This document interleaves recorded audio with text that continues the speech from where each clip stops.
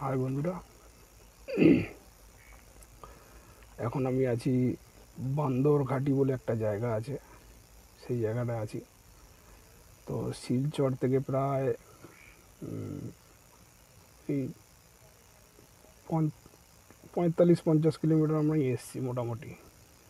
তো এসে একা রয়েছি, তখন সাধু বাবা ছিল সঙ্গে, 2 সাধু বাবা ছিল এবং শিবরা বাবা আর বাঁকা বাবা, 2 বাবা ছিল। তো তখন তো টেনশন ছিল না, 2জন ছিল, ওই জন্য এত চাপ নিইনি, তো লোক আছে সঙ্গে, কোনো অসুবিধা নেই।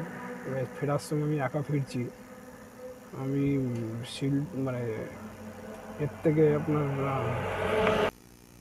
ত্রিপুরা রানীর বাজার থেকে এসছি আমি, ধরে নিন প্রায় ওই 320 কিলোমিটার মতন প্রায় এসছি আমি।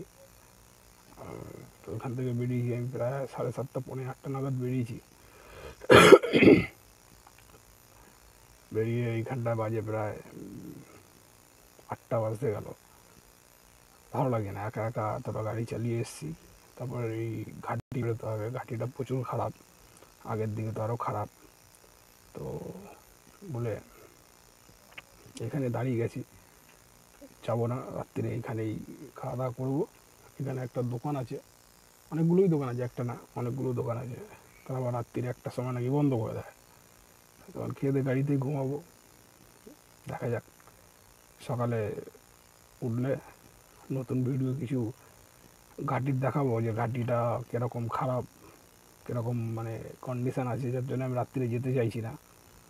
আপনাদেরকে সকালে আমি নতুন ভিডিও আপলোড দেব এবং দেখবেন যে ঘাটিটা কীরকম খারাপ।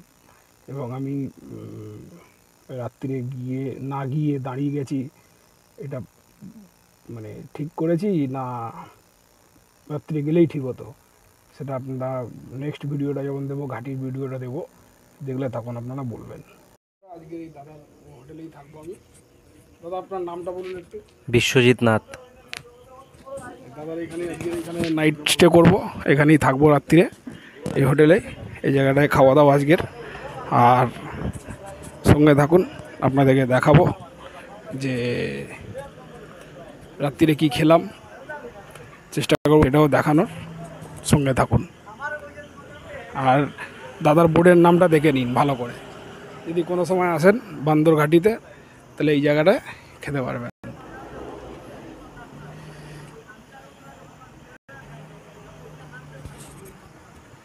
দেখুন আমার গাড়ি এই অন্ধকারে দাঁড়িয়ে আছে এখানটায়, আর সামনে কটা হোটেল আছে পরপর অনেকগুলো। এখানে সব ড্রাইভাররা দাঁড়ায়, গাড়ি গরম হয়ে গেলে এইখানটা দাঁড়ায়। অন্ধকার বলে আপনারা বুঝছেন না, রাস্তাটা অনেকটাই চওড়া আছে এখানটায় গাড়িতে।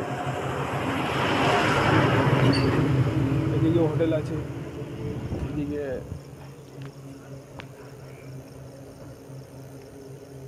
গাড়ি খাওয়া যাচ্ছে, দেখুন পরপর গাড়ি দাঁড়িয়ে আছে, কটা হোটেলও রয়েছে এখানটায়। এদিকটা একটাই হোটেল, এদিকে পরপর 4-5টা হোটেল আছে, আর আমার গাড়ি এই যে দাঁড়িয়ে আছে।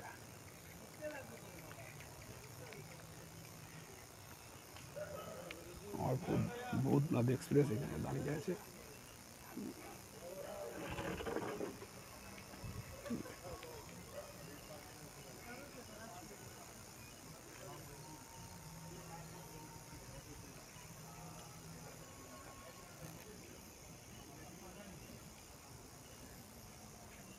গাড়িটা পাল লাগিয়ে দিয়েছি চাকায়, কেন গাড়িটা ঢালের মধ্যে দাঁড়িয়ে আছে।